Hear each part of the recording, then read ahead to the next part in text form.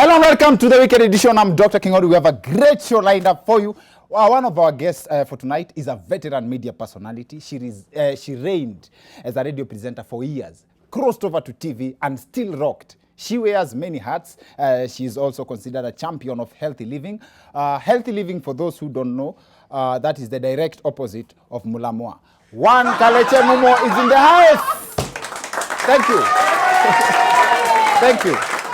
Thank you. Kalekye Mumo ni guest of our sana. Also in studio is one of the funniest individuals on YouTube right now. He is the Prince of Mwehoko, also the one Kenyan who has more trouble with slay queens than Otile Brown. Henry Desagu is in the house. Asanteni sana. Before we get to that part of the show, first of all, a warm shout out to all our viewers at home. Thank you for joining us, Team Diaspora, and of course, I cannot forget the ever loyal Notification Gang. Much love to you all. That said, so much talk about this week. First, tuanze na the English club Everton suffered a shark attack this past Sunday at the Kasarani Stadium after Harambee Sharks chewed them in the penalty shootout. What stood out more than the win, however, was how Harambee Sharks players celebrated every time they scored.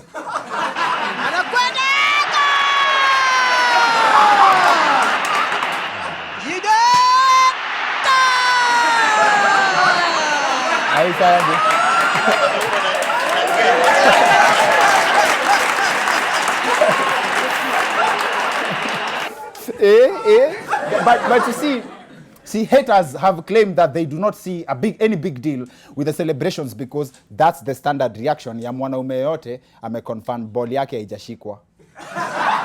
For real. Congratulations are in order for the team from the Weekend Edition team. Anyway, in other news, Molo MP Kuria Kimani was chased away by Elbagon residents after he showed up drunk to a meeting that was meant to discuss how to finish alcoholism in the constituency. For those who missed the story, here's a snippet of how it went down. Hata ametuonyesha haibu kubwa sana tukiwa mama kupitia kwa fence, na ni mkubwa anastahili kupitia kwa gate, apewe heshima ile inastahili. Nimeambiwa tumweza mkuta na kumwira mmoja wa mmoja jafika anatuambia tumalize pombe aje, hata kama amekuja kwa klabu yeye baadaye klabu inafika. Most people were angry because children were also present at the meeting. So this was a bad example to the young leaders of tomorrow. Now, that's how deep the problem of alcoholism is in Molo. And walevi ni wengi mpaka in the last elections, ule mtu alichaguliwa kwenda kurepresent watu wa Molo kwa bunge ni mlevi mwenzao. What were the odds? My favorite person in the video actually has to be the guy complaining that mheshimiwa hafuati timetable ya maovu. Hata masaa ya kukunywa kwa klabu haijafika. Masaa ya kukunywa kwa klabu haijafika. Anatuambia tumalize pombe aje, hata kama amekunywa kwa klabu yeye. Masaa ya klabu inafika. Siku anajua walevi huko na alarm ya ni aje gidhaa imefika. That is the anger of being left out. On the flip side though, this is the first time a Kenyan is on record complaining that a leader has done something before the set time. Now I understand why most politicians don't do anything on time. Sababu Wakenya watalalamika tu. And while responding to the incident, the MP said, and I quote, alisema, he did not drink. In fact, he usually drinks on Thursday evenings, but hiyo ni uongo. In fact, amesema hiyo ilikuwa advanced na haters wake and competitors, and he claimed that he's a father. Now, moral of the story is, politicians are such good liars that hata wakiwa walevi, hawezi sema ukweli. For real. And also, a blind man and his wife were arrested in Kinangop by angry villagers for peddling bang. Walikuwa wanauza bangi. What is that? In his defense, the blind man told police officers, afade mimi sijawahi ona bangi maisha yangu yote. That's a solid one. That's a solid one. I think with that in his defense, the case can hold up in court. In other news, police officers also arrested a madman in Bungoma County in possession of polythene bags and over 250,000 shillings in cash. The man is not news. Kila mtu anajua hapa ni Kenya. Wenda wazimu ndio wako na pesa. Makosa ya huyu jamaa ilikuwa kuuza the banned plastic bags. Now, the former CEO, who is the current CEO of Safaricom, Michael Joseph, was recently on the spot over these remarks he made during Bob Collymore memorial service. Over the last 15 years, I went from being amused by this white man in a black body, pretending to be a very serious corporate person, to really becoming a serious corporate leader. There are very many interpretations of that statement. Some people felt that the remarks were stereotypical, but while responding to the upright cost, Michael Joseph said that his words were taken out of context. To the rest of Kenyans, it's not the first example of a white person trapped in a black body. Yes. What is that Vera Sidika going black is her going out of her way to prove that she's over her ex. Brown is a thing of the past now. Yes. Sorry, yes. Now, that's besides the point, though. The subject of our show tonight is about stereotypes. According to the English dictionary, a stereotype is an overgeneralized belief about a particular category of people. Interestingly, we are all guilty of stereotyping, either consciously or subconsciously, and I can prove it. Don't answer me, just think your answer, you know what you'll think. A meeting was convened, these are an experiment. A meeting was convened to discuss food shortage in one of the regions in this country. Then this image leaked. Yes. Which part country do you think that could be?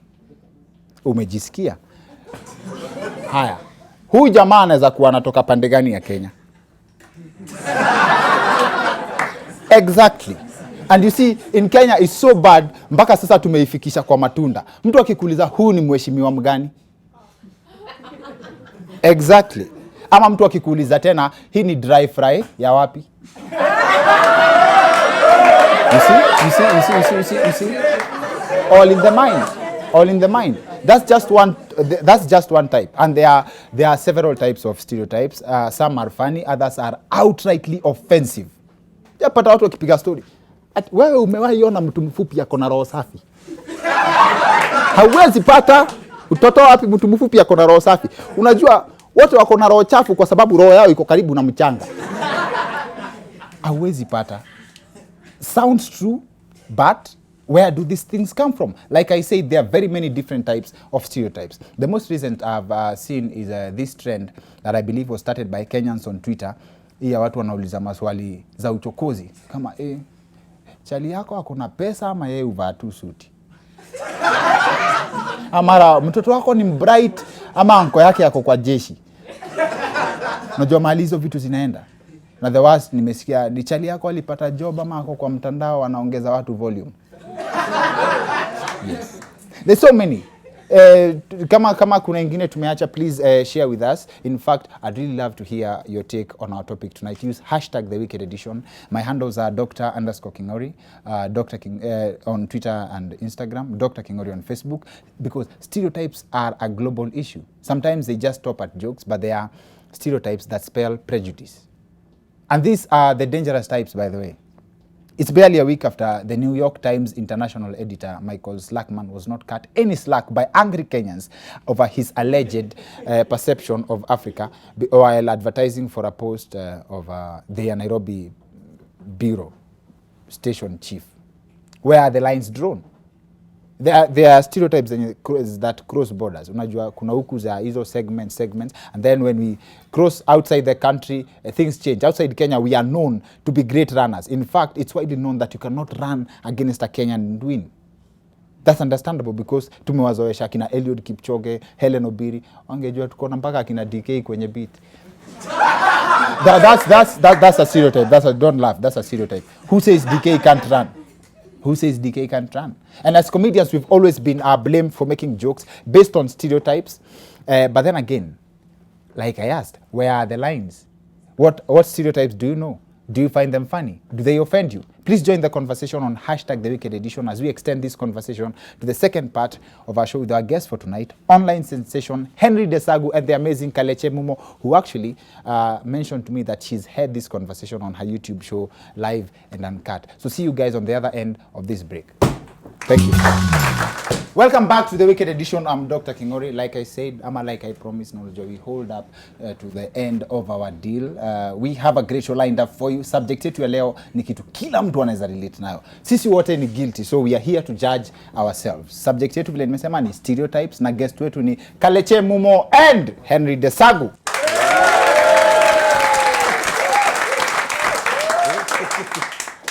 Before tuanze show, I think nilikuwa confused, nitawasalimiaje? Kafishi, wewe naweza kusalimia hivi tu bro man. Sasa wewe tutafanyaje? We can high five bro. Last time ulileta noma sana juu ya high five. Ulikuwa huko ready. Ulijisema? So ulikuwa unaniambush? Nilikuwa niko ready for you. Karibu sana, karibuni sana. Is it fair saa ingine kucluster wase, and kama Desagu before turudi kwako, Desagu wewe umedeal na stereotypes directly, na how ulifilaje about it? Ndio kwanza lazima watu wajue what is stereotype. Stereotypes is a set of shenanigans and hula balloons.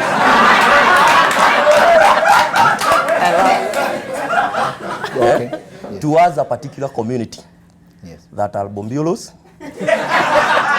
They are Rugubrias. They are Paragund. They are Koriwobos and Katiwampas. What are those? And when used against you, yes, you are left in an avaglande of perplexed medulla oblongata. And obnoxious umbwedede.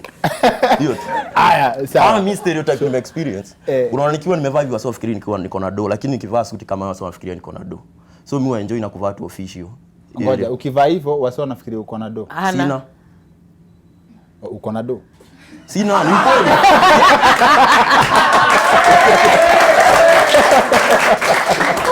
So hizo ndio stereotypes za ukweli. Hiyo ni ukweli, huna? Sina. So wewe uvaa vile huko. So watu wakikuona na suti wajue ni bado sina, nikaa tu nikiwa kaa sina. But clothes really are the thing that has been used the most on stereotyping. Okay. Ati juu umeng'ara hivi, juu umefanya makeup ama umevaa kiatu inakaa hivi, lazima uko na do. Yeah. And one still for ladies, lazima ukuwe na mtu ana kutake care. You can't do this by yourself. Filaje kama madem, kwa hiyo element ya kama dem make it, kuna hiyo culture mazee hakuna vile unaweza make it peke yako. Kaka kwetu mwehoko dem make it anaambia yako na sponsor, wewe sikia yako na Desagu. Yani wana base lazima kuna mahali anachimba dhahabu. Na haiwezi kuwa ni mimi. And I think that's the worst feeling ever. It's been done to me all my life.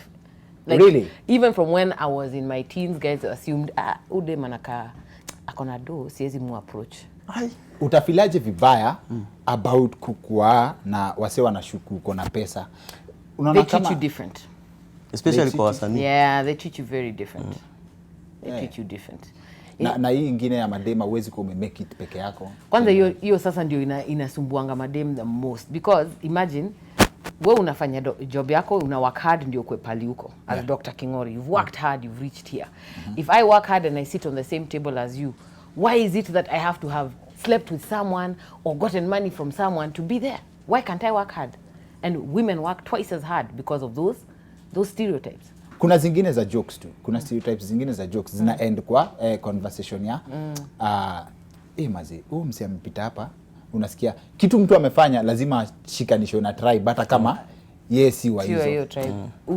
Utasikia vile sijui nani anakameusi sana lazima akue kama wewe hii jina nilisoma sana nikasema Kingori really is dark. It happens all the time. And handsome. Hapo sana. Ngoja uongezewe. So when you think about the tribal ones, yes, if you really are serious, hizo hazitoki kutoka the way your folks talked about other people, your elders, the people in your community. I feel huko ndio zilianzia. Vile my mom told me once, oh God, she's gonna kill me.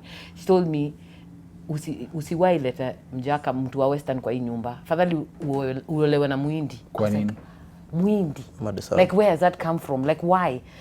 Asikia mwingine. Akasema just what she knows of those people, you don't understand them, or they speak, they're different, you can't. So nikashanga nini. So in my head, in the back of my head, as much as I'll meet someone, I'll be starting to ask them, where you from?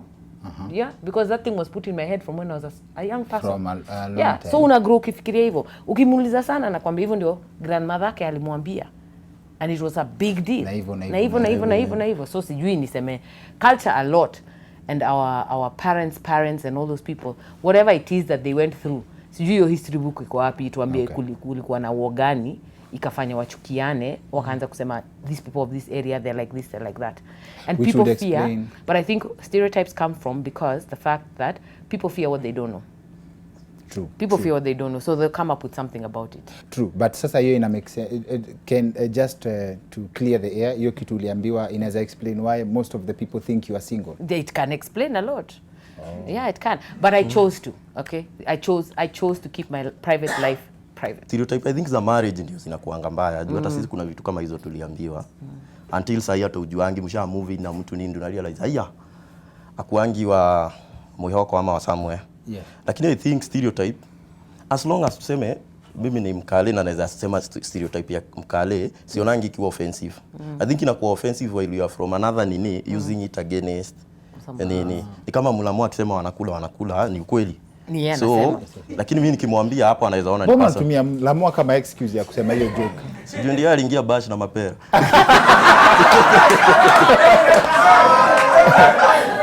Okay.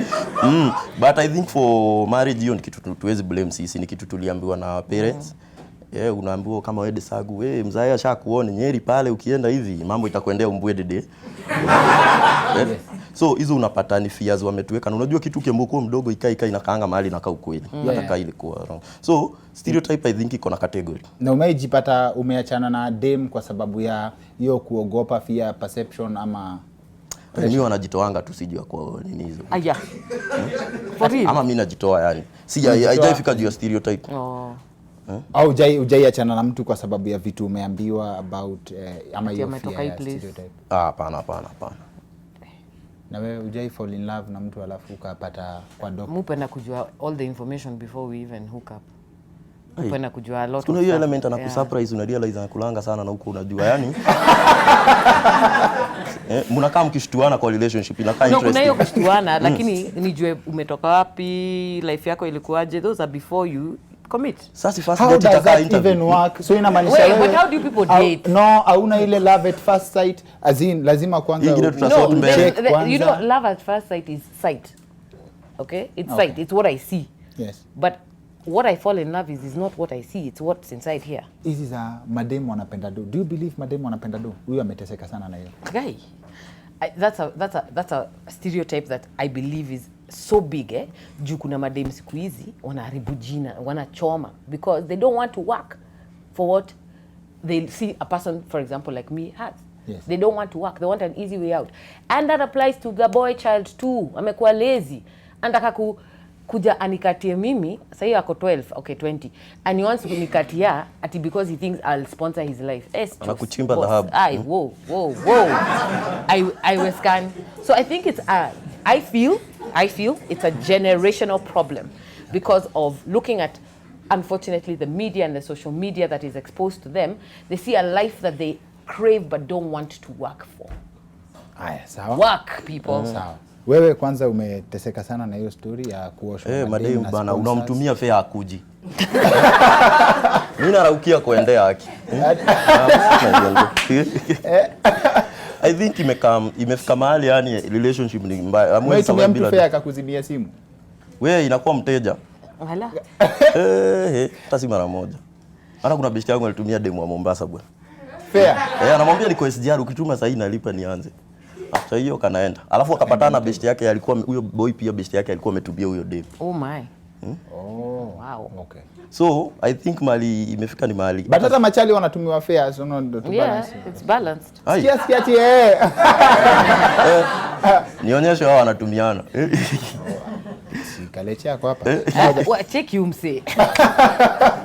I think imefika mahali hata bila that lady kukuitisha do. Yes. Yani society imetani mahali unajua lazima mspend. Yes. Juu kama mimi nishaipelekwa date na dem na nia analipa, time ya kulipa bila akakuwa ametoka kidogo ku nini simu, waiter akakuja kuniharas.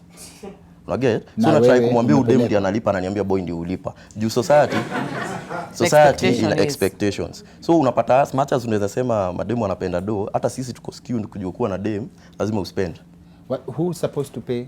I love before tufunge hapa. Who's supposed to pay the bill on a date? Which date? First date, second date, which date? Kuna mpaka categories. Lazima. Usiwezi niita first date and then you expect me to pay? You can't. By the time, sana? no, I am the rib of the man. I am the woman.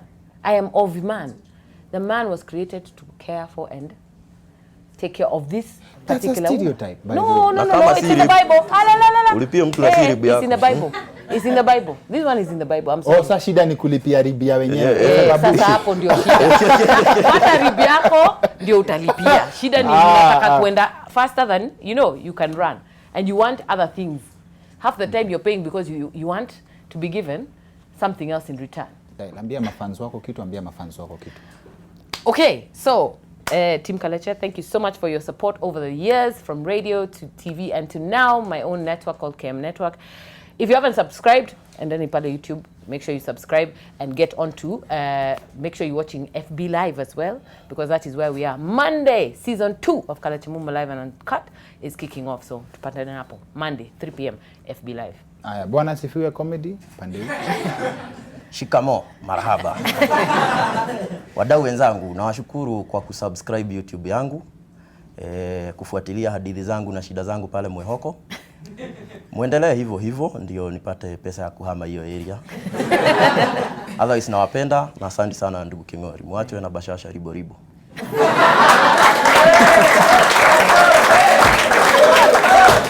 Asanteni sana kwa kukamsho yetu ya leo. Sasa I think unaweza nigotea. I don't know how that happens, but thank you so much. Karibu sana. Wameweza ama wajaweza?